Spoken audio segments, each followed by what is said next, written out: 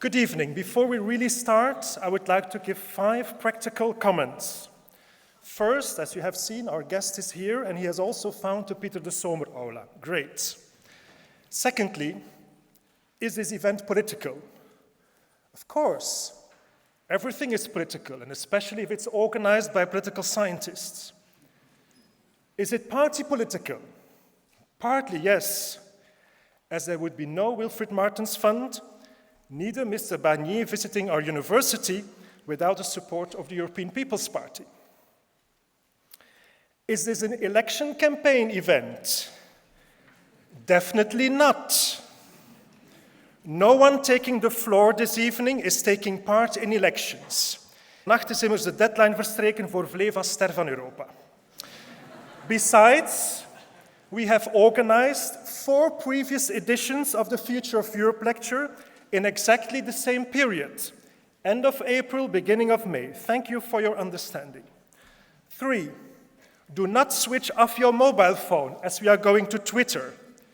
We want this event, not the Maastricht one, this event to be trending this evening. Okay? Thank you for your cooperation.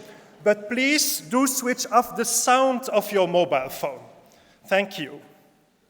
4, no one is allowed to leave the aula before the end of the event. Mr. Barnier, he just confirmed, is staying until the very end, so we will all do the same. Unless you can meet one of the 2 conditions. First, if you have a very personal, serious reason, then it's fine to leave.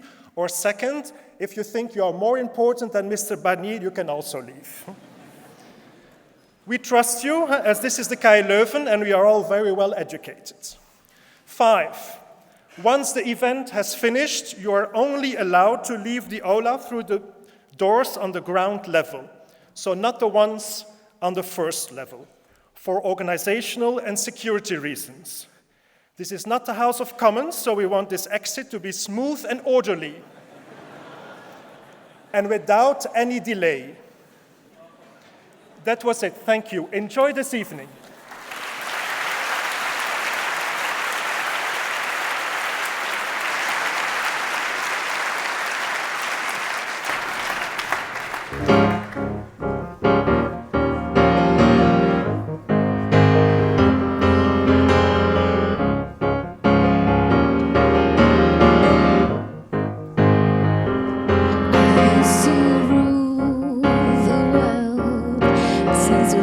When I gave the word, now in the morning I sleep alone. Sweep the streets I used to own.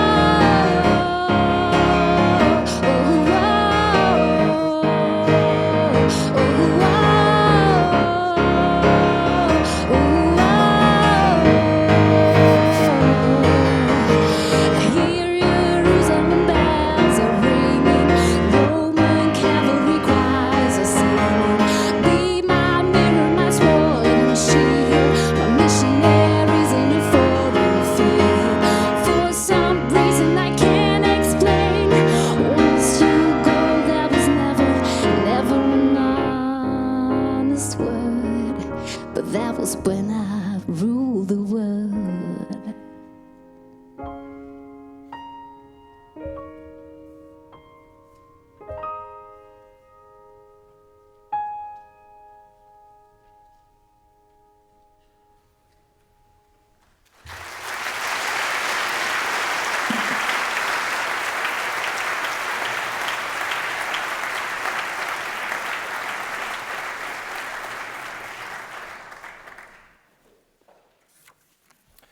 Cher Monsieur Barnier, mevrouw de minister van Staat, meneer de minister van Staat, geachte rector, mevrouw de commissaris, monsieur le président du PPE, geachte Europarlementsleden, dear Secretary-General of the European Parliament, geachte vice-rectoren, geachte decaan en eredecaan van de faculteit Sociale Wetenschappen, excellenties, beste directeur van het Instituut voor de Overheid, een warm welkom aan de kinderen en familieleden van wijle minister van Staat Wilfried Martens, beste schenkers van het Wilfried Martens Fonds, beste collega's, dear colleagues, ladies and gentlemen, dear students, dierbare studenten. As chairman of the KU Leuven Wilfried Martens Fund, it is my pleasure to welcome you to the 5th Future of Europe lecture, including those currently following this event via web streaming. At previous editions, the Future of Europe was not as popular as it is now. It was not even a hashtag. But debates about the future of the EU have gained prominence, thanks to Brexit. Chief EU Brexit Negotiator, Monsieur Barnier, soyez le bienvenu ici, ce soir à Louvain. Nous sommes très fiers et honorés de vous pouvoir accueillir ici, au sein du KU Leuven. Évidemment, la maîtrise de la langue française de nos étudiants flamands est impeccable. Therefore, we are very happy that you are willing to address us this evening in the language of the United Kingdom of Great Britain and Northern Ireland, as well as Cyprus, Malta, and the Republic of Ireland, of course. We are very happy that you are willing to share your views with us this evening on Brexit and the future of the EU. I struggle, I overcome, or in Latin, luctor et emergo, was the motto of Minister of State Wilfried Martens, former Prime Minister of Belgium and former EPP President. It would certainly apply, I struggle, I overcome, to the current state of affairs in the EU, hopefully. Wilfried Martens, as you know, who studied at this university, stayed at the Paul's College, we just walked through it, only a couple of meters from this venue, never retired from fighting for European integration. In order to preserve his particular European heritage, the Wilfried Martens Fund was created at his alma mater, an initiative of the EPP led by his successor, President Joseph Daul, and by Minister of State, Mrs. Miet Martens, for which we are still very grateful. KU Leuven, Monsieur Barnier, as you might know, is the oldest university of the Low Countries, the largest of Belgium, and according to Thomson Reuters, the most innovative university in Europe. As you might understand, we even tend to believe this index. Equally important, this is a European university with students from everywhere around the world, as this audience clearly shows you. At a later stage this evening, you will be introduced more extensively, so I will not tell much at this moment, unless that our students are well prepared, of course. In the courses Europese Politiek and Politieke Actualiteit with my colleagues Stefan Keukeleer and Bart Maddens, we explain to students the difference, for instance, between customs union and a single market, your role in the 1992 Olympic Winter Games in Grenoble, the European Convention, and of course, Spitzenkandidaten, now and then. And from Professor Hedwig Schwell, our university's Ireland expert, we learned at the Brexit event a couple of weeks ago that it was Prime Minister Leo Varadkar, who we had here last year, and Bart Rijmakers was then the host on behalf of the university, that he, knowing Indian rugby, he introduced the term backstop, so we all know. Myself, I also taught my students that you have something with referenda in France and in the UK. I'm sure we will hear about that later on. But before turning to you and your Future of Europe lecture, we will first announce the result of one of the initiatives of the fund, the Wilfried Martens Thesis Prize.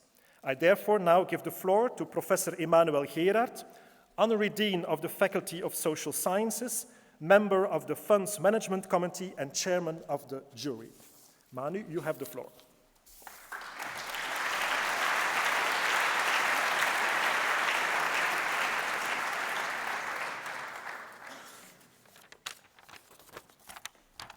Excellencies, ladies and gentlemen, dear students, the Wilfried Martens Thesis Prize 2019 awards the best KU Leuven thesis written in 2018 on one of the topics of the fund. As chairman of the jury, it is my pleasure to present you the jury report. We considered 6 applications dealing with subjects as diverse as the European Union as a normative actor, the rule of law, and EU-related referenda in the member states. The applicants are all KU Leuven alumni from various teaching programs at our university. The academic results of the thesis range from 16 to 18 out of 20. 3 contenders are female, 3 are male. The nationalities of the contestants are Belgian, British, Chinese, Greek, and Brazilian German. The jury was pleased with the academic quality of the thesis and made its decision based on originality, the motivation of the candidates, and the goals and spirit of the fund. So the jury decided to award the 2019 Wilfried Martens Thesis Prize to Victor de Groof for his thesis titled Breaking the Democratic Deficit, an analysis of the positions with regard to the introduction of transnational lists in light of the European Parliament elections. So congratulations and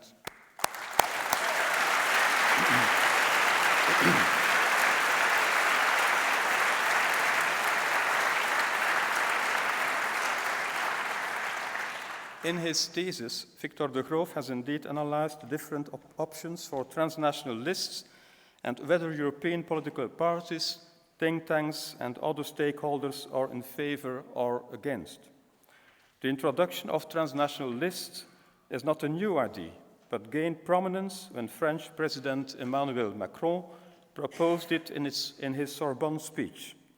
Last year, so during the writing of Victor de Groof's thesis, the European Parliament itself voted it down. However, probably one of the main reasons is discussed in the thesis. Victor de Groof points out that many political actors proposed the introduction of transnational lists, but few did the effort to try to develop it, let alone implement. Anyway, it is very likely that this discussion would have interested Wilfried Martens, as he was in principle in favor of transnational lists. Moreover, the jury very much appreciated the links Victor de Groof made between his thesis topic and the political heritage of Wilfried Martens. So may I invite Victor de Groof to come to the front, and Minister of State Mrs. Smet Martens, who was a member of the jury, to hand over the Wilfried Martens Thesis Prize to Victor de Groof.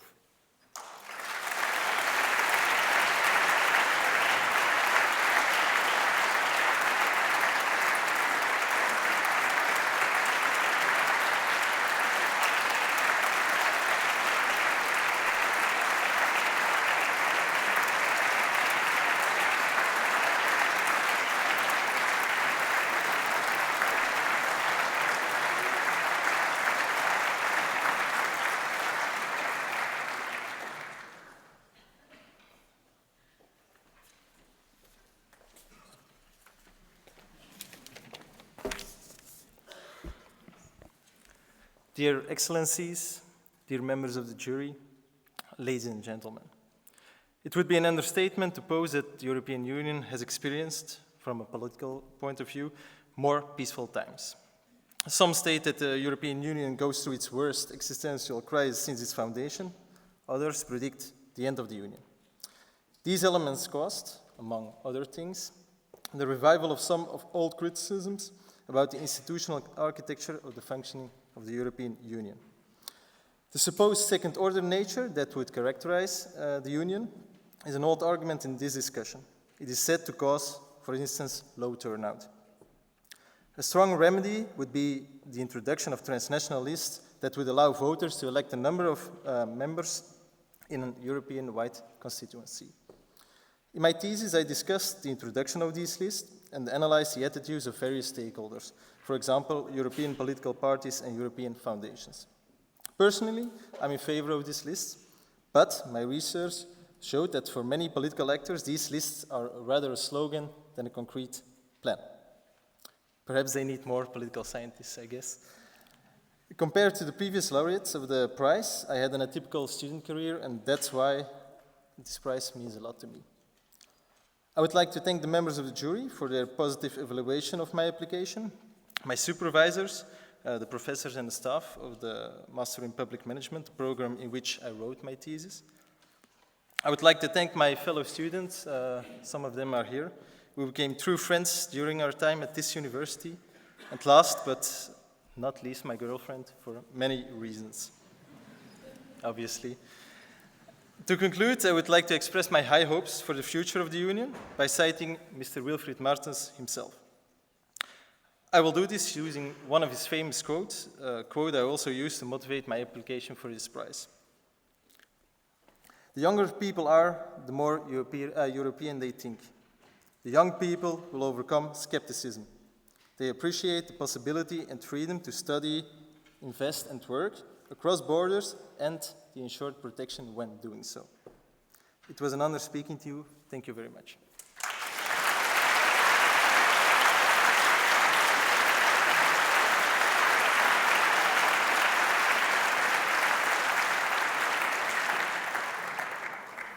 Next to the thesis prize, the Wilfried Martens Fund also awards a scholarship for students from non-EU member states, allowing them to follow the Master of European Politics and Policies. On behalf of our colleague, Professor Marleen Brands, who is the academic director of the program, I can say that this year we have granted a scholarship, but conditionally. So the student the jury selected does not yet fulfill the criteria, and therefore it's too early for us to announce the laureate of 2019, but we will certainly do that later this year. Anyway, I would like to take the opportunity to make another announcement. This event is organized by many, the central services of the university, the news desk protocol, security service, the Faculty of Social Sciences, as well as the whole team of the Public Governance Institute. The boss of this team, so basically also my boss, Professor Annie Hondegem, also a member of the management committee of the fund, is celebrating her birthday today. Congratulations.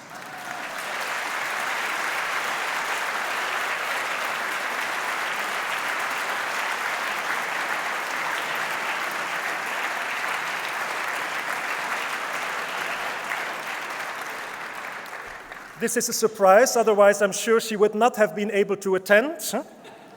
But thank you very much for your support and quite a birthday party, I have to say. Thank you.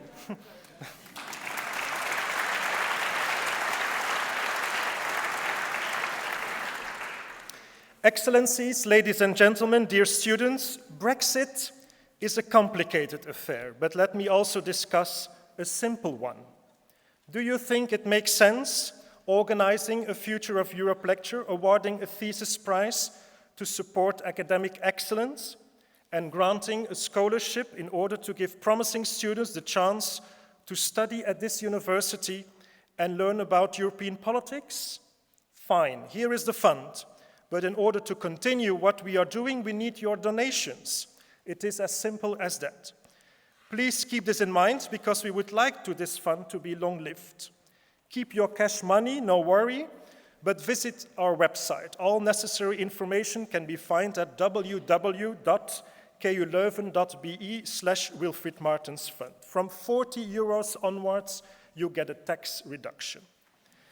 Whether you are a member of parliament now or perhaps in 25 years, once you have donated, you're invited to all the activities of the fund as long as it exists. Let there be no misunderstanding. I'm very grateful to our donators so far, and I hope they know, but we need more money. Actually, I think we do a lot with little money, but nothing is for free. In this year, 2019, we still need to find 7,000 euros. Otherwise, honestly, there will be no 6th thesis prize, scholarship, or Future of Europe lecture next year. Thank you for your understanding. The fund was launched in December 2014 in Brussels. Since then, initiatives have been taken and activities have been organized. We will prove it, that our money was well spent so far, in a minute by another series of pictures during an extra Sound of Music. We started this evening with music, as you saw, similar to the previous editions of the Future of Europe lecture with Viva la Vida, the Coldplay song most of you know and probably have recognized. The song was performed by Evi Roelen singing and Pierre Ankaert at the piano. Evi Roelen studied political science, not bad, and works currently as a secondant civil servant of the Flemish Foreign Affairs Department at the Commission DG Employment.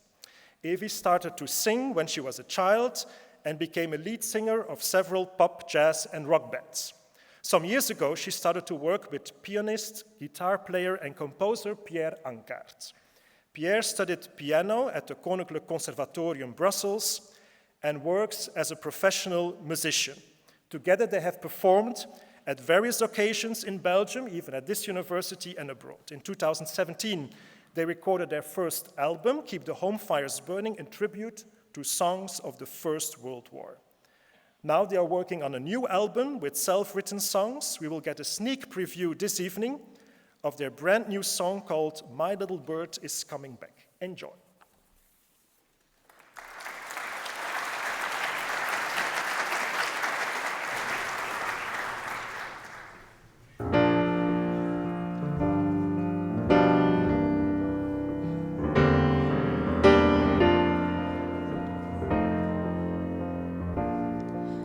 My little bird is coming back.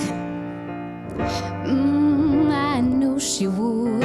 It's time for her to unpack and sit down for a while. She's still afraid of that same old black cat. That's not okay.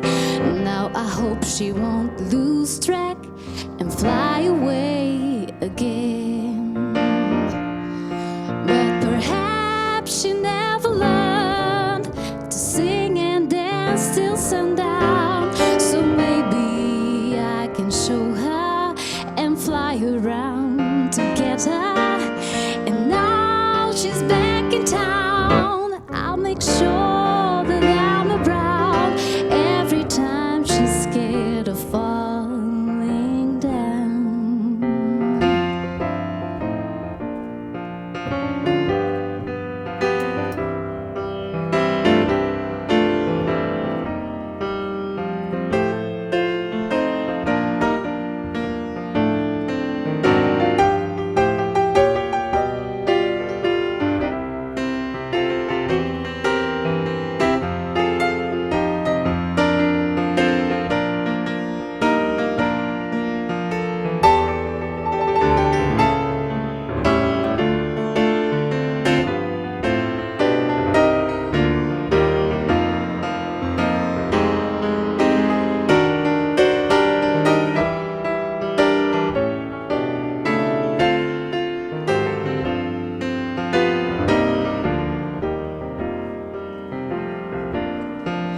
My little bird is coming back. I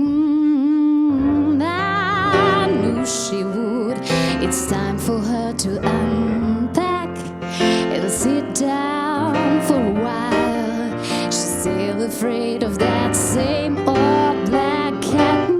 That's not okay. But now I hope she won't lose track and fly away again. But perhaps she never learned to sing and dance till sundown. So maybe I can show her and fly around to get her. And now she's back in town. I'll make sure that I'm around every time she's scared. Every time she's scared. Every time she's scared of falling down.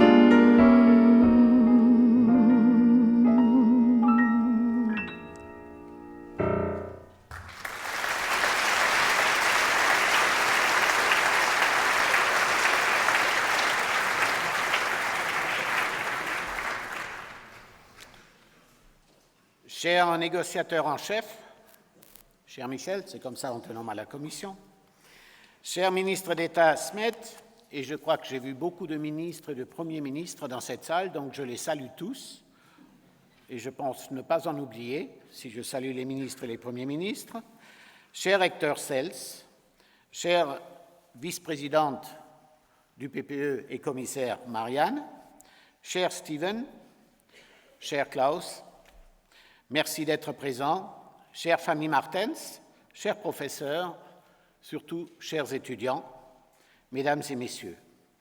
Nous voici déjà, et Stevens m'a dit, tout le monde comprend le français. C'est la deuxième ou la première langue officielle au niveau de l'Europe. Donc il n'y a pas de problème. Si quelqu'un ne comprend pas, vous venez me demander après, je vous ferai la traduction. Nous voici déjà à la 5e édition de la conférence sur le futur de l'Europe, qui est organisée chaque année par le Fonds Wilfried Martens pour rendre hommage à la mémoire du président Martens. Après le président de la Commission européenne, Jean-Claude Juncker, l'ancien ministre portugais Passos Coelho, l'alors ministre des Finances allemand Schäuble, le Taoiseach d'Irlande Varadkar, nous avons une fois de plus fait un choix que Wilfried Martens aurait sans doute approuvé, mon cher ami Michel.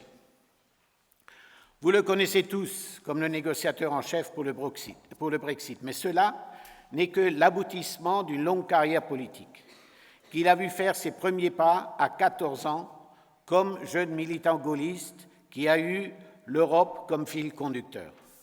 Cette Europe que Michel n'a jamais cessé d'aimer, de défendre et de servir. En tant que ministre des Affaires étrangères, il était à la tête de la délégation française lors de la négociation du traité d'Amsterdam. Par la suite, il a été à 2 reprises membre de la Commission européenne, d'abord en tant que commissaire à la politique régionale et puis comme vice-président chargé du marché intérieur et des services financiers, travaillant sur des dossiers cruciaux pour l'avenir de l'Europe. Il ne faut pas oublier le rôle qu'il a joué dans la Convention sur l'avenir de l'Europe, où il était membre du Présidium et présidait le groupe de travail sur la défense. Partout où le bateau européen avançait, vous pouviez être sûr de voir Michel manœuvrer les rames avec adresse et énergie. Parfois, il s'est heurté à des écueils, comme lors de son passage au ministère des Affaires étrangères, lorsque les Français ont rejeté le traité constitutionnel européen. C'était une bataille que nous avions menée ensemble contre les populistes de l'époque, déjà maîtres dans l'art des fake news. Nous avons perdu cette bataille. Mais Michel ne s'est pas découragé. 2 ans plus tard, il a intégré le groupe Amato qui a abouti à la rédaction du traité de Lisbonne. Je m'arrête là parce que faire la liste de tous les mandats qu'il a exercés pendant son temps où il était responsable, il a organisé aussi les JO d'Albertville, n'est-ce pas Michel ? Michel Barnier ne s'est jamais contenté de ses rôles institutionnels. Contribuer à faire progresser l'Europe n'était pas assez pour lui. Il était un Européen convaincu, il désirait aussi partager son amour pour l'Europe avec ses concitoyens et cultiver cet amour pour contrer les sentiments anti-européens exploités et nourris par les populistes. Avec son club politique, Nouvelle République, il expliquait l'Europe aux Français et essayait de les impliquer dans les débats européens. Vous savez, les Français ne sont pas faciles et vous le voyez tous les samedis. Et alors que d'autres, comme Mélenchon, affichaient leur mépris pour les pays entrés dans l'Union européenne en 2004, souvenez-vous de son odieuse phrase sur les Lituaniens, Michel a toujours soutenu l'importance pour la France de tisser des liens étroits avec les nouveaux pays membres. Et enfin, son engagement européen est toujours allé de pair avec celui envers notre famille politique. Toujours fidèle au PPE, à ses valeurs, il a travaillé étroitement avec Wilfried Martens, vous l'avez vu avant, notamment lors de ses 3 mandats de vice-président du PPE, et sous ma présidence, il a été à l'origine d'un de nos papiers les plus ambitieux et visionnaires, celui sur l'Union européenne de la défense adopté en juin 2015. Vous savez bien évidemment que Michel Barnier était en lice pour devenir notre Spitzenkandidat en 2014. Tout comme l'année dernière, le PPE a été le seul grand parti européen à organiser une élection ouverte et démocratique. C'est Juncker qui l'avait emporté, mais Michel n'avait pas hésité une seconde à lui offrir tout son soutien. C'est ça aussi le PPE. Ce que vous savez probablement pas, par contre, est que déjà en 2004, Wilfried Martens avait son nom en tête pour président de la Commission. D'ailleurs, aussi bien les présidents Barroso que Juncker ont fait appel à ses compétences, le premier en lui commissionnant un important papier sur la création d'une force européenne de protection civile, et Juncker le choisissant comme conseiller spécial pour les questions de sécurité et défense. Lorsque l'Europe ou le PPE appelle Michel, il répond toujours présent. Responsabilité, unité et surtout loyauté, voici les maîtres mots de notre cher Michel. Et je pense que cela a fait de lui le meilleur choix pour mener les difficiles négociations sur le Brexit. Outre évidemment son indéniable aplomb britannique. Vous verrez quand il est debout, il n'y a aucun problème. Car un bon négociateur est celui qui sait médier, rassembler autour de la table, tenir le dialogue ouvert, mais en gardant bien à l'esprit que la responsabilité est de défendre les citoyens qu'il représente. Et c'est ce que Michel a fait, protéger les intérêts de l'Union et des citoyens des 27, car ce n'est pas à eux de payer le prix des choix des Britanniques. C'est le Royaume-Uni qui s'est lancé dans une aventure risquée sans le moindre plan pour la poursuite et pas l'Union européenne. Et face aux mensonges des Brexiteurs, face à l'irresponsabilité des gouvernements Cameron et puis May, et face aux tentatives britanniques de jouer sur nos divisions, Michel Barnier a su garder les 27 unis autour de nos valeurs et intérêts communs. Alors que l'aboutissement de ce douloureux divorce demeure incertain, au point qu'on ne sait même pas si le Brexit se concrétisera à la fin, nous devons garder cela à l'esprit. Car seule une Europe unie peut protéger ses citoyens. Et maintenant, cher Michel, à toi la parole et merci d'être avec nous ce soir. Merci.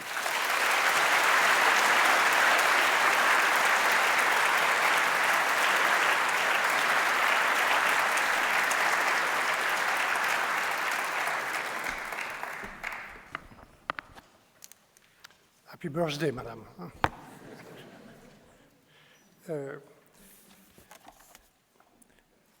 Good evening to all of you, and let me, first of all, thank you, the Wilfried Martens Foundation and this university for inviting me and all of you, and in particular the students for being here and for your attention. Dear Amit, Simon, Sarah, the family of Wilfried Martens, to be clear, I'm very impressed and very happy and very moved also to deliver this lecture under the patronage and the wise portrait of Wilfried Martens tonight. And Professor Van Eck, Prime Ministers, Ministers, dear Marianne, Klaus, thank you very much for your presence today. Thank you, Joseph, for your very kind words. It's true that a part of my long road in politics, I spent 10 years of my life to organize the Winter Olympics, which is quite unusual for a politician. Huh? I was not alone, with Jean-Claude Killy, and also 8,000 or 9,000 volunteers. But just for you to remember that organizing the Winter Olympics means 10 years of work for 16 days. Huh? It's a good training for the Brexit.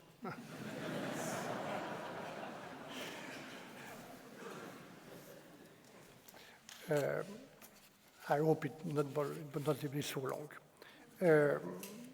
This evening, ladies and gentlemen, I want to talk to you about three things: urgency, determination, and hope.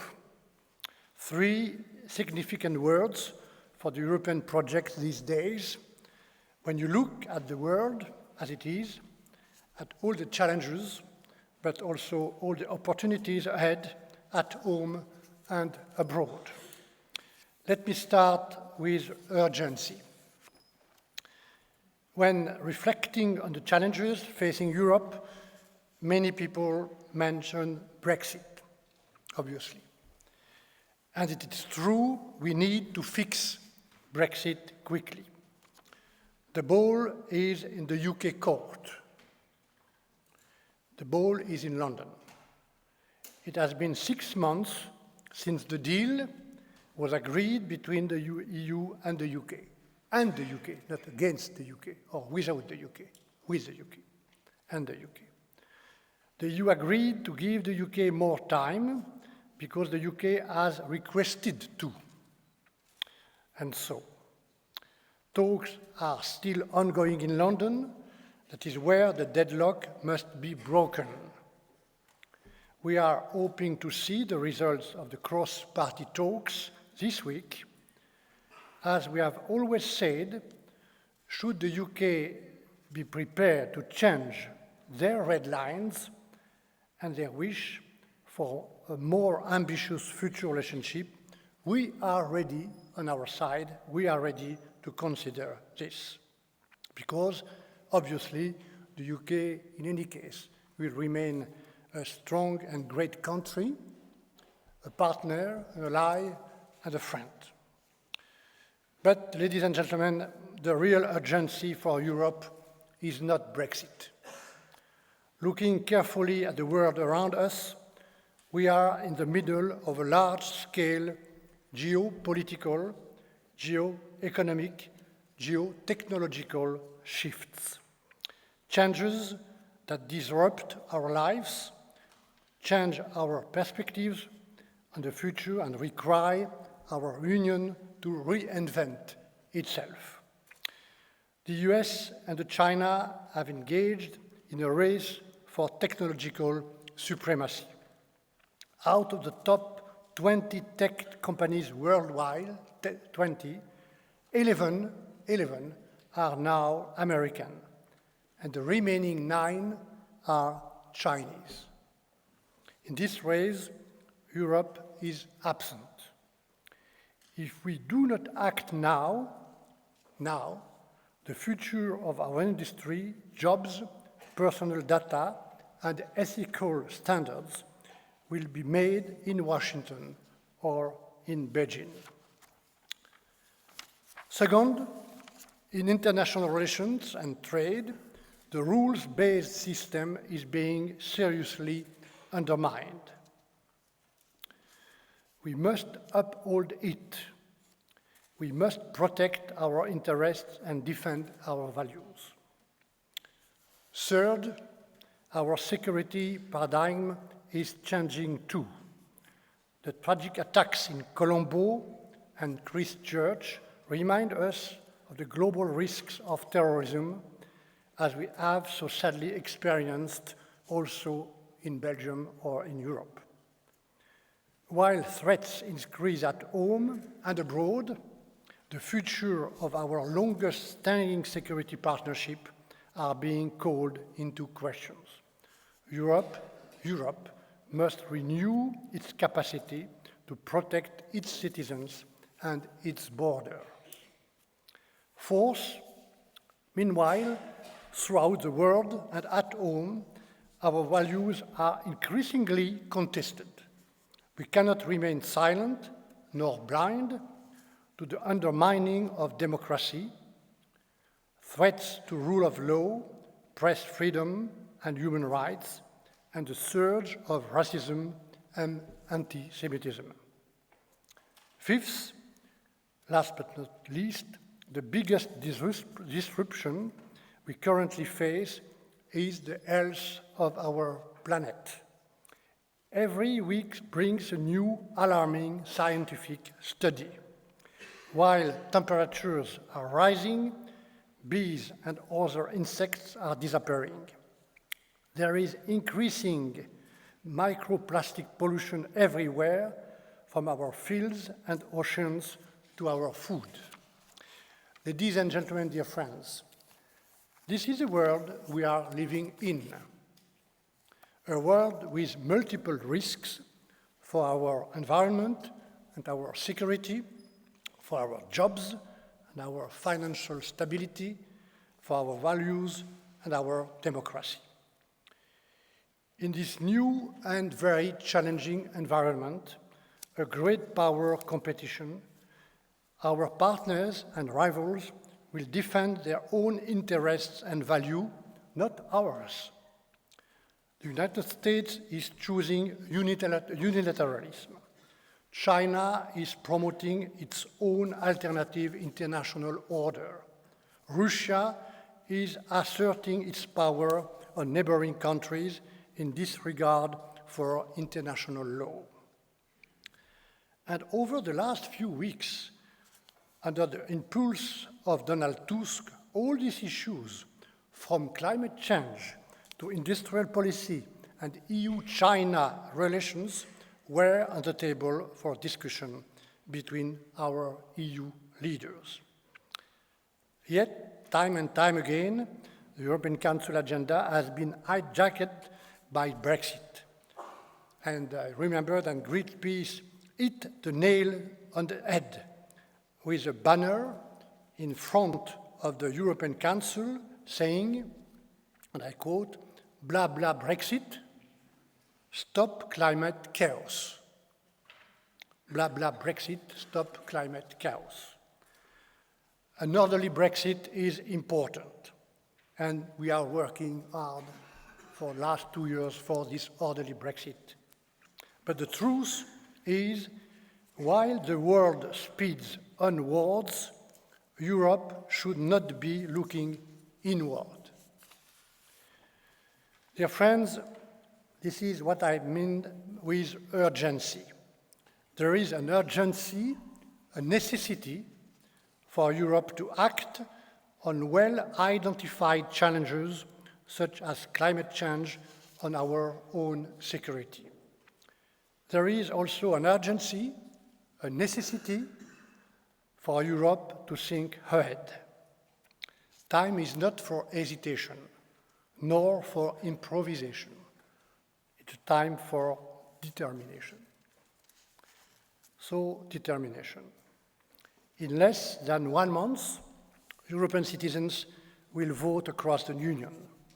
No doubt we need to tell the truth to all those who head to the ballot box about the challenges we face.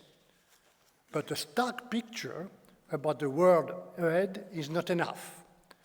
Over the next 4 weeks, all political families and our family, the EPP, led by Manfred Weber, have an opportunity to explain what Europeans can achieve together.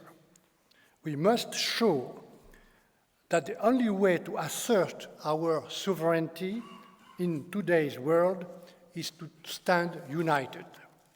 Equally important, we must prove that Europe can listen and stand closer to people, including those who want another Europe.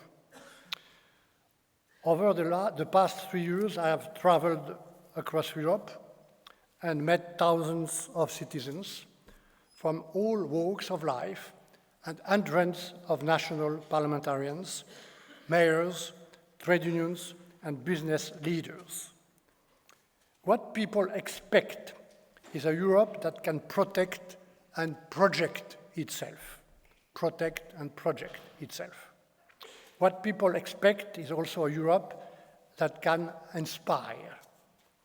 That is why we need to set ourselves aspirational goals, and if I may, moonshot missions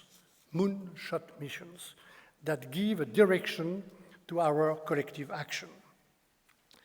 Because if the Union is no longer capable of making us dream, the dream is the Union is gone. In my view, dear friends, there is also means a renewal of how we do politics in Brussels. More transparency, more public debate, presence on the ground, certainly. And this renewal must start on the basis of the European elections with a contract, a real contract between a majority in the European Parliament and between member states. A contract with our citizens for which the next Commission would be accountable. Dear friends, what should the priorities of this contract be? Tonight, if you allow me to express myself in a personal capacity as an engaged citizen, I would like to mention 4 main areas. First, it's not new for me, a Green EU deal.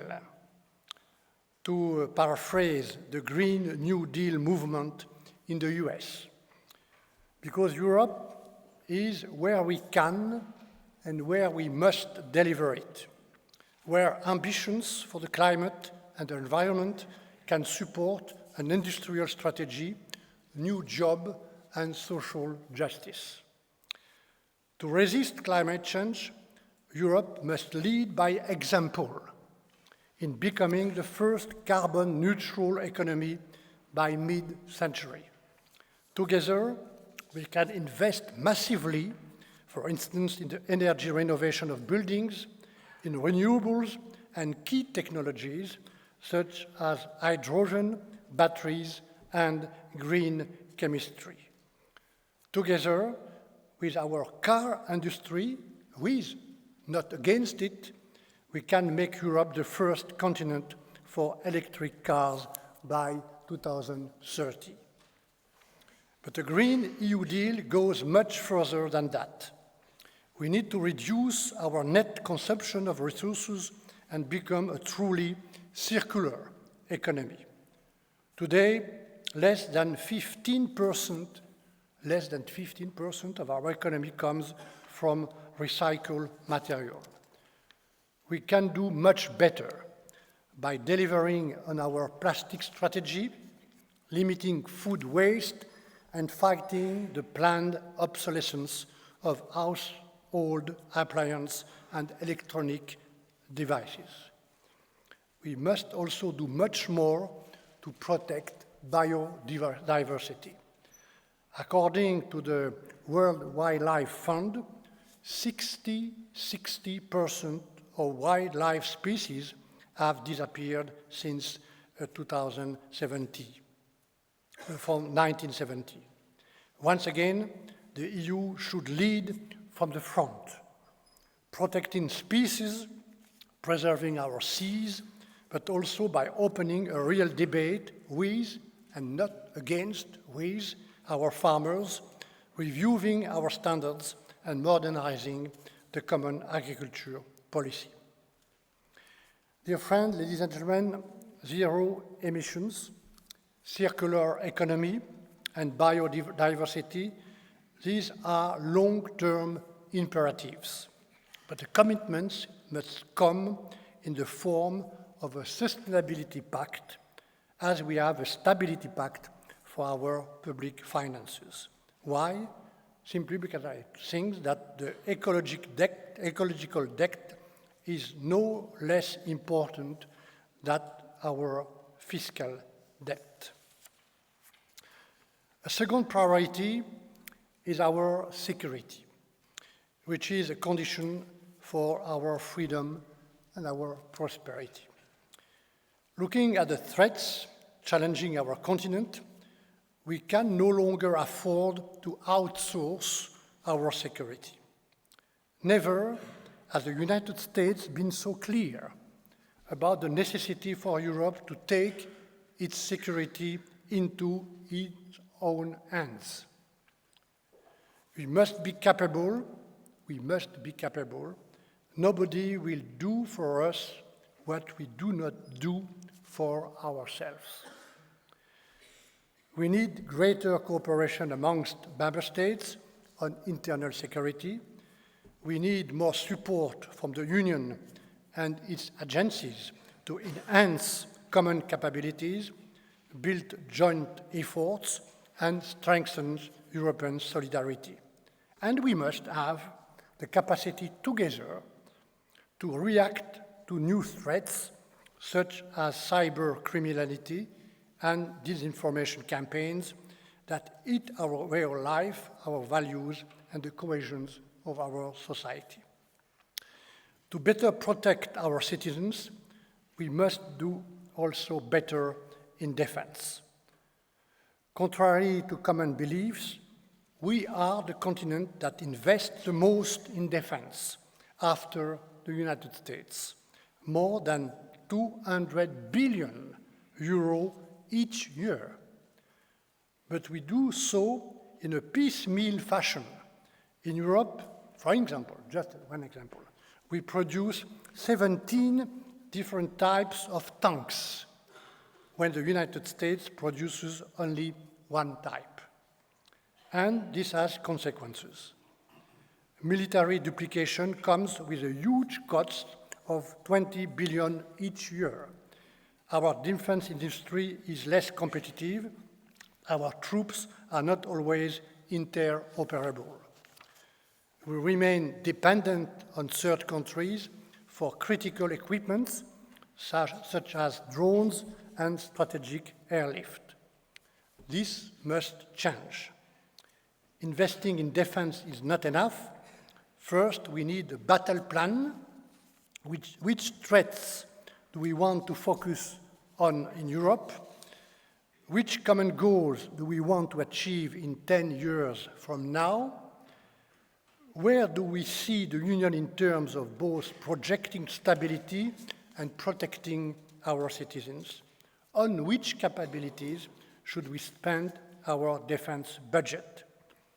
In other words, we need to set the EU's level of ambition in security and defense through a strategic defense review. And in parallel, defense should be properly institutionalized at EU level. I fully support the idea, it's not a new idea, Joseph, I fully support the idea of establishing a defense union as called for recently by Jean-Claude Juncker. The task of the coming years will be to make it a reality, which to me means establishing a defense council, providing a regular platform for defense ministers to discuss and consult and decide, an operations headquarters to plan and conduct CSDP operations, a fully fledged defense academy to develop a common European strategic culture, and a responsive and efficient chain of command, which is a must if we want the Union to be credible about defense. Last, a defense union is more than building a strong and competitive defense industry. It is just as much about equipping ourselves to address conflicts that from close or far impact on our security. A defense union is a union that is capable of projecting power outside its external borders. It should come together with a close and lasting partnership, obviously, with the United Kingdom in external security. Ladies and gentlemen, dear friends, to be clear, this is not about a European army, nor about a redistribution of power between the Union and the Member States. But I remain convinced that the only way to recover some form of common sovereignty is to join and pool forces at European level between Member States. We can and we need to do more. A third priority is to strengthen our economy to make it work for all. Artificial intelligence is likely to affect every aspect of our jobs and daily lives, from smart appliances in our homes and our cars to facial recognition. And yet, in 2019, only 2 of the world's top 100 EA startups were in the EU 27. Only 2. If we want to turn the tide and avoid becoming standard takers and dependent on foreign tech, we need to act now at all levels: investment, regulation, public-private partnership and skills. One clear area for action is the AI skills gap. There are just 300,000 AI practitioners worldwide, while the demand is well into the millions.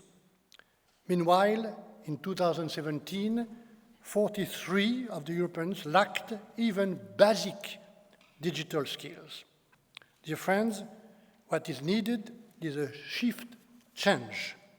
We could set ourselves the target of training 1% of the European population in basic AI skills in the next 3 to 5 years. Such an ambitious EU-level mission for upskilling Europe can create the largest pool AI talent in the world. And combined with our world-class research and privacy standards, it could create a unique ecosystem and fertile ground for supercharging AI development in Europe. Is that a pipe dream? No, if you ask Finland, for instance. The country decided last year to teach 1% of its population the basic concept of AI. The examples have now inspired the Netherlands and Sweden. The EU could do the same. We could provide incentives for partnerships between private companies and research institutions. Dear friends, faced with technological and trade wars, the answer is certainly not protectionism. It is common investment. And I think for a long time that the real protection is not in protectionism. It is in common investment. Our industrial and investment strategy must, of course, go well beyond digital technologies and AI. We need a comprehensive approach in support of key sectors and technologies with a special focus on critical SMEs. It could be done through the creation of a European Agency for Disruptive Innovation, which could complement the European Innovation Council that has just been launched in pilot. Our Mittelstand, our KMO, our piccole e medie imprese remain the backbone of our economy. They need to thrive in an economic environment where open and fair competition remains assured. We must also remain the most open continent for trade, direct investment, and public procurement. But this openness can no longer be one way. Europe must not be naive. This is why we need to strengthen our own toolbox, imposing reciprocity in public procurement, enforcing strong trade defense and investment screening mechanisms, and standing ready to use the full potential of our competition rules in support of strategic industrial projects of common European interests. Our trade policy must start pulling its weight as well, acting as a lever to enhance the level playing field with our trade partners. And finally, on this point, let's not have a short-term memory. The financial and economic crisis is not so long behind us. It showed the importance of social cohesion and social dialogue, which are at the heart of our social market economy. Social market economy, the three words are important, not only two, fundamental drivers of competitiveness. We must continue to develop our Europe's social pillar, to which Marianne Thyssen devotes her energy. In particular, by helping those who suffer from the effects of globalization. This means investing in skills up front, being realistic about our trade policy, but also having the safety nets in place to protect the most vulnerable. Dear friends, the fourth priority is migration. Yes, it is true the number of migrants attempting to reach Europe has dropped dramatically since 2015. But when you look at the situation in Libya, in Syria, and in many places all around the Mediterranean, and obviously in Africa, it would be wrong to think that the issue is behind us. We must certainly stand ready to face new flows and crises in the short term. This is a complex issue with no simple solution. We see it tragedy after tragedy in the Mediterranean and in our cities. We will not take up the challenge by playing with fears or even stirring them up. We must refuse to delegate our migration policy both to smugglers and to populists. Nor will we take up this challenge by imposing policy choices, ignoring national debates and identities. What we need to do is to develop a comprehensive policy and toolbox to take control of migration and asylum flows towards Europe. Action is required on several fronts. First, controlling our borders. The setting up of a new European border and coast guards is an immediate priority for the next months and years. This will be a steep change in how we secure our external borders, but scaling up to 10,000 guards and operational channels will require significant efforts. Efficient border management will also require the dismantling of smuggling networks. Needless to say, new operational instruments at our borders are not enough. Through a recodification of our asylum and migration framework, we need to harmonize our policies as much as possible to overcome current deficiencies and loopholes. This includes defining legal avenues for migrations, harmonizing asylum procedures, as well as the establishment of a genuine reception contracts for migrants based on the balance of rights and obligation, a practice which already exists, for instance, in Canada and certain countries in Northern Europe. Last, compensations and solidarity mechanisms are needed for those member states that are the most impacted or that bear the highest financial and human resources effort for protecting the borders, welcoming refugees, or sending migrants back to their country of origin. Compensation mechanisms from the center to the periphery between European countries of arrival and host countries are the price to pay for Schengen and also for the absence of internal borders. Finally, in all this, we must also consider what new partnership we can propose to Africa, which will host 2.5 billion inhabitants by mid-century, half of them below 18 years old, half, and only 14 kilometers away from Europe. Thinking that Africa's future is not of our concern would be a very grave mistake. Dear friends, these four priorities for the future, the next future, certainly do not exhaust the areas in which the Union must act. Our Union is founded on an institutional framework and core policies that we must continuously reassess and modernize. Many of these require today a broad debate in order to build the unity of the member states on their further development. For instance, one, after the crisis, which strongly tested the stability and governance of the euro area, our commitment was to fix the roof while the sun shines. Have we completed this work? I'm not sure.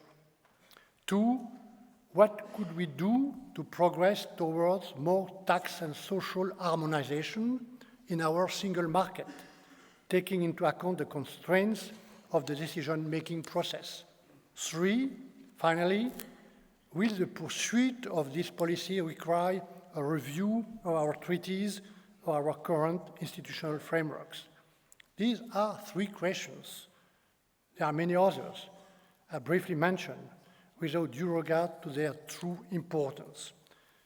What I know is that on such big questions, we need transparency, wide consultation, and we need a public debate. Not only in Brussels, but in each member state, not only with governments, but with national parliaments, social partners, and the civil society. I had, as recalled by Joseph a few minutes ago, the honor of participating together with Jean-Luc Dehaene and some others in the Convention on the Future of Europe in 2002 and 2003. I strongly believe that this is only through a broad and inclusive process that some of the questions of Europe's future can be settled. Dear friends, I started this speech with a word of warning, and I want to end it on a message of hope. There might be strong winds ahead, strong winds, but collectively our ship is strong. Together we are a union of values: human dignity, freedom, democracy, equality, and the rule of law. This is the heart of our union, what unites us as Europeans. Together, even without the UK, we are a single market of 440 million consumers and citizens and 22 million businesses, a strong economy that creates jobs. Together, with all our national specificities, we have the most protective and efficient social model in the world, even though perfectible. Together, we have the size required to negotiate trade deals, to be respected and define our standards and spread them throughout the world. And together, we have the capacity to invent and defend new common European goods, from climate change to security, for instance, university networks, which are bigger than the individual capacity of action of our single member states. All strengths, if we manage to take care and develop them, will participate in making Europe an attractive place to live and work for years to come. I still believe that in the next decades, the different peoples of the world will look to Europe as a model, an inspiration, and a haven. The European dream does not belong to the past. It is something we must shape now. And for this, dear Smet, dear Simon and Sarah, and the Wilfried Martens family, and the friends of Wilfried Martens, if you allow me to quote our dear late Wilfried, « Chacun, disait-il, doit prendre l'Europe à cœur. Iedereen moet Europa ter harte nemen. » With this come responsibilities. Let's not forget that all these achievements, all these opportunities are fragile, and sometimes very fragile. Sudden reversals are possible. They are even wished for many political parties in each of our countries. If you want to preserve these achievements, this unique way of life in the world, stand up for Europe. If you want to seize the opportunities of collective action, share and defend your vision, stand up for Europe. Let me now thank you for your attention.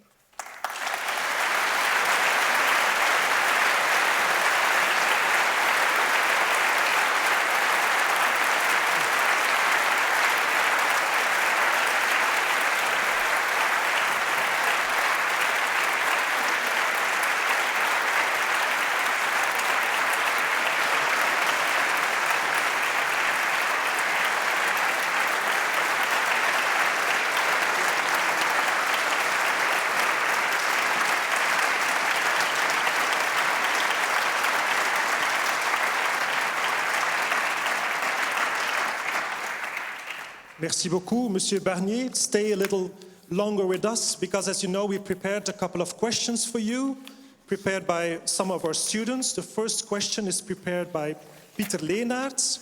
He has already a master in history and is now doing comparative and international politics. Pieter, you have the floor. Thank you very much, Professor. Dear Mr. Barnier, a couple of weeks ago, Hungary's Fidesz party was suspended as an EPP member, especially after the aggressive campaign against Commission President Juncker. The party of Prime Minister Viktor Orban got a lot of criticism for its efforts to limit the rule of law in Hungary. My question to you is, how could the EPP or party, as well as the EU and in particular the European Commission, do more to protect the rule of law and the quality of the democracies and the member states of the European Union? Thank you for this question, which is not, I speak on the control of Joseph, the easiest one. Huh? I don't want to comment, to be frank, I don't want to comment on the process of the suspensions of Fidesz from the EPP. We had been engaged a few weeks ago. This is a process, going on process under the leaders, the leadership of Herman van Rompuy and two other wise leaders of our party. And let this process go at the end, and I will listen and follow carefully the decision and the advice of Herman van Rompuy. But coming back to my speech, I mentioned clearly as a first priority never to forget from where we come and what is and what has been and what is and what will be the initial promises of the EU. It is this corpus of common values, the rule of law, which are, as I quote myself, at the heart of our union. So the institutions, the Commission, Council, the Parliament, have the role and the responsibility to ensure that these values and laws are respected everywhere. This is a responsibility of the institutions. But I think that these values are not only a question of treaty, even if we have obviously to respect and to be sure that the treaty is respected by everyone and everywhere. This is, if I may say, a question of daily democratic practices.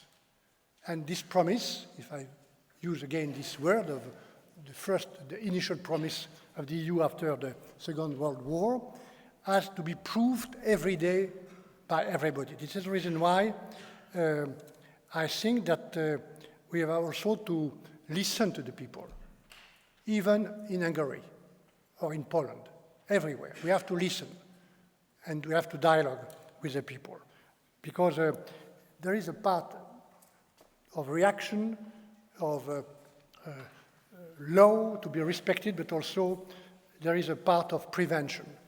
And the prevention, in that case, in my view, is going through the dialogue, the respect of the people, and to listen to people everywhere. This is my answer to the questions. Okay, thank you. So far, the second question is prepared by Marie Boumatese. She's preparing for a master program in political science. Marie, you have the floor. Thank you, Professor. Dear Mr. Barnier, we all know that the European elections are still second-order national elections in many member states, like we heard from the thesis prize winner of this year. On top of that, we all witness the rise of populism. It was and still a big issue in recent national elections in different European countries. My question to you is, are you afraid that this tendency will also dominate the upcoming European elections? And what could be the political consequences in that case? What should be, according to you, the right answer against the rise of populism? Thank you. During the last 2 years, I had the privilege to meet many British leaders, and my door has been and still open to everybody. And I have the privilege to meet Nigel Farage. It was a very stimulating meeting. At the end of this meeting, I asked to Mr. Farage this question. Mr. Farage, so you campaigned for the Brexit. Okay, you won, we won. I regret it, but we won, and we are going to deliver the Brexit. May I ask you a question about the future? After the Brexit, how do you see the future relationship between EU and UK? What is your vision of the future relationship? And his answer was immediate. Mr. Barnier, after the Brexit, the EU will no longer exist. So that is the will, the wish of what you call what we can call the populist. But it's not enough to combat and to fight and to confront with these populists, which wants to destroy Europe. We have to answer, to listen, to understand the people who vote for these people. So that means that we have to avoid to confuse what I can call the popular sentiment and the populism. It's not the same thing. The populists use the popular sentiment. Why 52% of the British people vote against Europe? In particular, in the most fragile regions of UK. And if you spend some time to try to understand the reasons of this vote, it's very useful and even necessary, because you can find, obviously, some British reasons, the hope, the will of a global Britain. Perhaps in the city, some people who don't like so much our regulations and supervision. But many of these people have voted for the Brexit to express a very strong sentiment to be abandoned, not to be protected by the EU. And if you look carefully, you can find exactly the same popular sentiment in many regions, in Belgium, in north of France. And I can elaborate a little more. I try to look clearly the sociology and the geo-economy of this region. And the point is very interesting. For instance, in my country, in France, in the north of France, in some regions, Mrs. Le Pen, extreme right, is reaching sometimes 45 or 48% of the votes. sometimes more. And what is very interesting is that this curve of the vote of Le Pen follows three other curves. The curves of unemployment, the curve of the distance of your house to a doctor, and the last one is the curve showing the distance from your house to a railway station. That means something. And we have to understand, we have to listen, and we have to answer. This is an urgency. There are answers at the European level, and the Commission with Jean-Claude Juncker, Marianne, and the other commissioner has begun to give answers, the social agenda. For instance, a few days ago, the vote by European Parliament, Klaus, on this, for the first time, the very first time, to have at the European level a tool to know, not to control, but to know who is buying what in Europe to protect our strategic assets. Just to know who is buying what in Europe. This is the kind of European answer, but there is also national answers. Nobody obliged my country to abandon a part of its industry. The same in UK. Germany, Italy, and some other countries did not abandon their industry, their national industry. There are answers at the regional level for the public transport, for instance, and also at the local level for internet, all the short circuit for agriculture. So there are answers, but I recommend to listen, to understand, and to answer quickly at each and every level to this popular feeling. That is my answer to the questions. Okay, thank you very much. As you see, we will solve this evening all the problems of the EU. The third question, and I'm not ironic, of course, is presented by you by Kasper T. Jorgensen. He's Danish, and he's currently studying our Master in European Studies. Kasper, you have the floor. Thank you for the speech. Dear Mr. Barnier, as you mentioned, climate change is one of the biggest issues facing Europe at the moment and the world. And it's challenging the contemporary politics.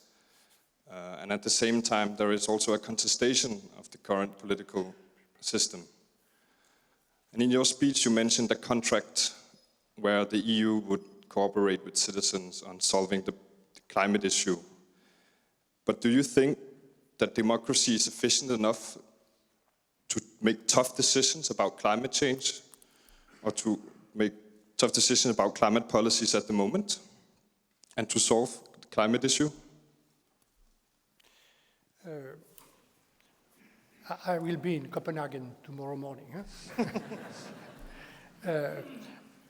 continuing my tour and this dialogue.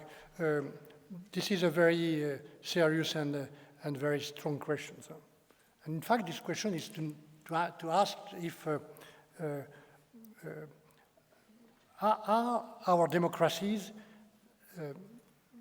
the capacity to prepare the long term? That is a very important question. I remember what a French politician, and I have a lot of respect and admiration for him. He was not a Christian Democrat. Pierre Mendès France, he was on the left side, but I have a lot of respect for him when I was young and still now, as for General de Gaulle. And in one of his speeches, Pierre Mendès France said, "Never sacrifice the future to the present. Never." And your question is important because the fact is that in many of our democracies, the time is fixed not on the future, on the long-term issues, but on the next election, short term. But there is two answers to the question. The first one is in clearly the personality of the politician you choose. To avoid to sacrifice the future to the present, you need to be sometimes courageous. And I think that it is the responsibility and the honor, if I may use this word, the honor of a politician to be courageous when it's needed. And it is the choice of the citizens. But also, what gives me some hope is clearly the fact that so many young people, like you, I suppose, are taking in the street to demand that we, our politicians, do not sacrifice your future to our present. It is a reason of hope for me to see so many young people. And the reason why I ask you in my speech to stand up and also to take care of Europe and to take part to the European elections.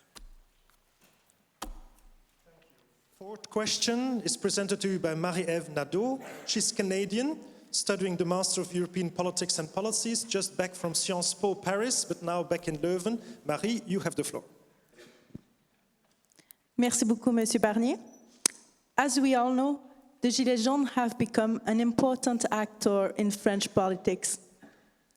With the forthcoming European election, to what extent you, as a French citizen and as an EU official, do you expect the Gilets jaunes to influence the next election? And what strategies could national and European parties adopt with the rise of such movement? How can they respond to it? I can answer by linking my answer to the second question, because I think it's more or less the same. Don't confuse the popular sentiment expressed by the Gilets jaunes at the beginning of the process of this demonstration every Saturday. I think the situation is really different now. People in the streets every Saturday are not the same in my view. But if I recall what the first demonstration have said, we have once again to listen, to understand and to answer. And I think the President Emmanuel Macron last week has given a strong answer. Now the point is for the Gilets jaunes to take their responsibility. If they want to do so, they can present themselves through a list to the European elections. It's open, perhaps a little bit too late now today, but it will be a possibility for them to go in front of the voters and to ask them their support. But now, I think that the answer of the President Macron is strong. He gives the hands to the Parliament, to the trade unions, to the citizens, and I think we have to seize these hands and to work just to be sure that what President Macron announced on many sectors and issues will be correctly and completely implemented. So I think that this protestation or this protest has been listened in France. Now it's time to act and to deliver on the basis of the commitments of the President Macron. Okay, thank you very much. Fifth and last question brought to you by Teona Lavriashvili. Teona is from Georgia and a PhD student at the Public Governance Institute. Teona, you have the floor. Thank you, Professor Van Ecke. Dear Mr. Barnier, the EU is facing an enlargement dilemma because on the one hand, the member states are divided, if not reluctant, partly because of the performance of the countries that joined the EU in 2004 and 2007. Think about the judicial problems with Poland and Romania, current issues with the corruption in Bulgaria, and also Hungary's illiberal democracy. And public opinion also appears quite divided. If we look at the recent Eurobarometer poll, it shows that only 43% of EU public supports the enlargement, while 45% is against. On the other hand, the countries in the Western Balkans are waiting, as well as some countries in the Eastern Partnership region, where also Russia's assertiveness is getting vigilant and stronger. So in this situation, are there any realistic perspectives of the EU enlargement? In your speech, you've mentioned that the EU should not be looking inwards. And what do you think after Brexit? Perhaps the EU should somehow show its vitality and attractiveness and its soft power, and maybe the enlargement could serve this purpose. So what do you think? I'm not sure to understand correctly what you said at the beginning, but I do not agree with the fact, what you said about the enlargement of 2004 as a failure. I not agreed. I think it was a historical challenges not to enlarge, but for us to build the reunification of the continent. Of course, it wasn't a failure, but the challenges, what we have now in these countries is visible, and the country... Yes, but it is exactly the same challenge for all the member states, even the first one. And there is a lack of unity when we look at the enlargement issue. And in the Western Balkans, the front runners are there. So, yes, but I will answer to your last point about what could be an eventual future enlargement. But let me just repeat that I prefer to speak about the reunification of the continent than enlargement. And I think it was a historical decision and challenge, and that I think we have to be proud on both sides of what happened since 2004 or 2007 for two other member states. And if you look, where is the growth today? 5% in Poland. I hope for France such a rate of growth. But this process is not finished. And linking this answer to my first answer to the value, the rule of law, we have to be vigilant and to help the administration, the governments, to respect this corpus of law, rights, and values. And it is the reason why we help these countries, not only through the cohesion funds, but also to many lines of our budgets for administrative cooperation, justice cooperation, to help this country to improve their national system. I think this process is not finished, and I think we have to keep the promises or the perspective of accession to the Western Balkans countries, because they are clearly in the middle of Europe, and we are to be ready to welcome them the day where we will be ready and the day where they will be ready. It's not the case today, but we have to maintain this perspective. Will it be the case before 2025, if I may add? I don't want to speculate. I don't like the speculation.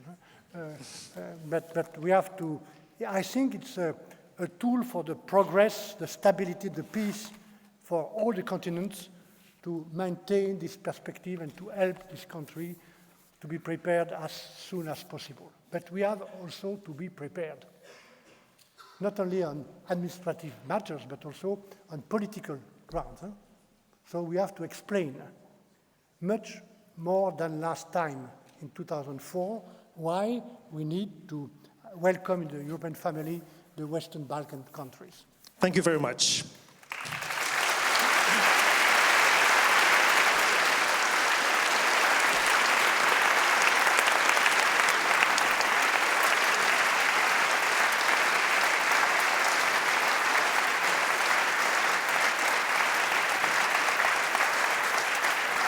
As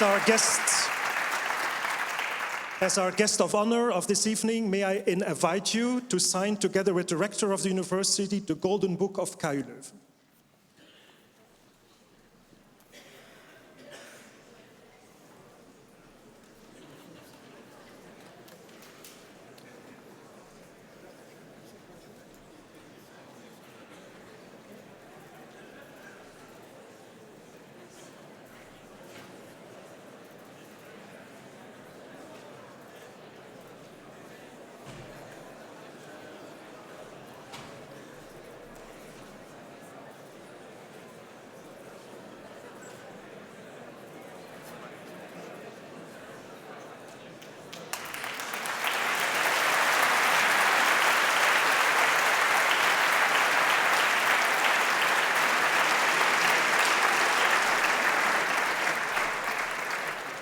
We're almost there.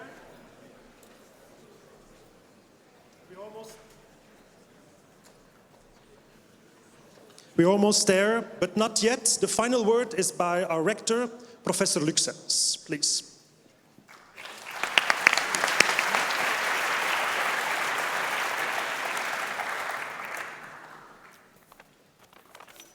Excellencies, ladies and gentlemen, dear colleagues, dear students, at the end of this Future of Europe lecture, it's my pleasure, of course, as rector of this university, as rector of KU Leuven, to express my gratitude, to express, I think, our gratitude.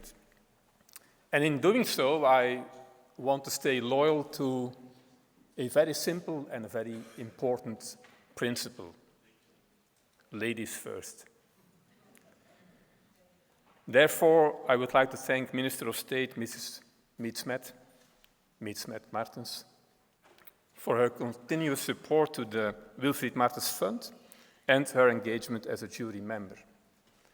Mrs. Smet, dear Miet, beste Miet, het is de tweede keer in enkele weken tijd dat wij hier samen ergens op het podium komen aan KU Leuven. Altijd opnieuw een plezier. Veel dank voor uw voortdurende steun.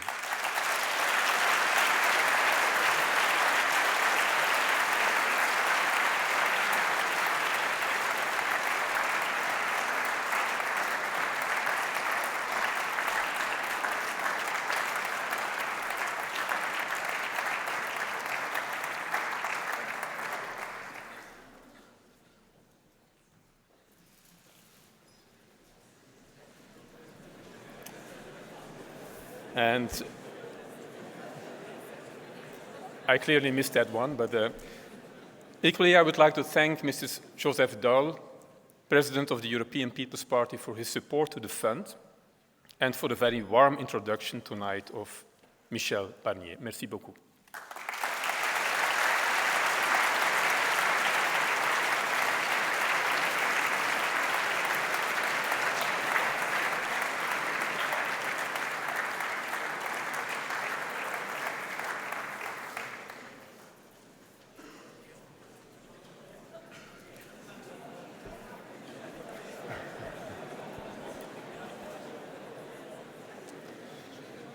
Ladies and gentlemen, at a university, and especially at this university at KU Leuven, books represent what we do, what we stand for, and maybe even who we are. Books show our past, our research, our ideas for the future. Therefore, we would like to offer Mr. Michel Barnier, our guest speaker of this evening, some copies of academic research written by KU Leuven scholars. Mr. Barnier, you will receive the Truly Golden Handbook, which is a book published actually written by scholars of KU Leuven. We all hope that you also will achieve a truly golden solution in the upcoming Brexit negotiations. Thank you for being here tonight. Thank you for accepting the invitation. And now I think the present will...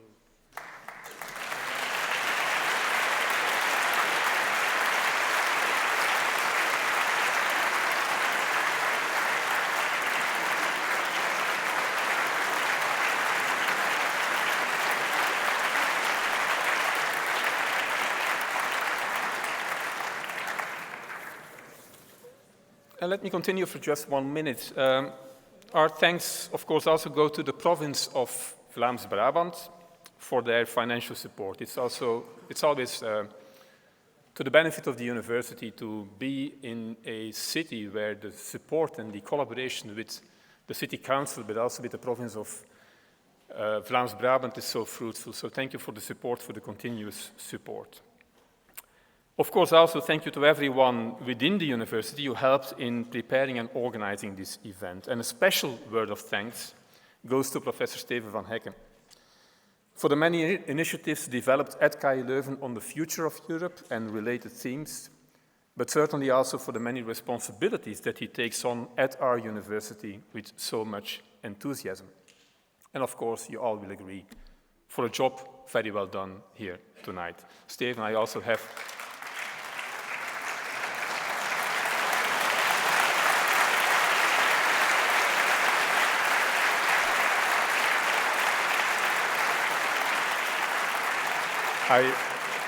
I was going to say a very personal present that you can enjoy later tonight or tomorrow, and maybe even share with your colleagues, but it's something that...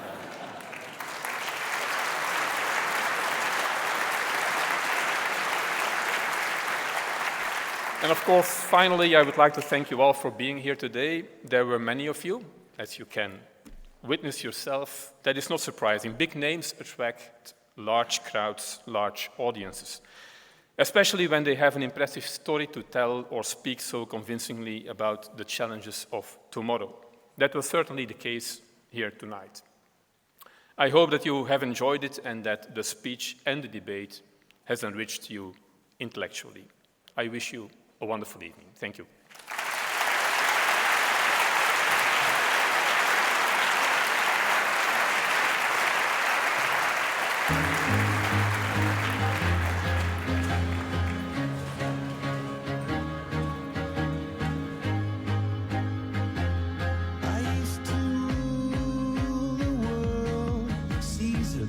When I gave the word, now in the morning I sleep alone. Sweep the streets I used to own.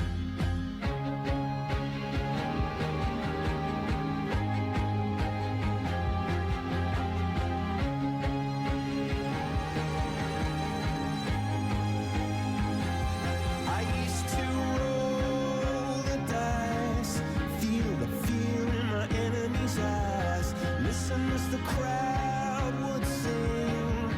Now the old king is dead.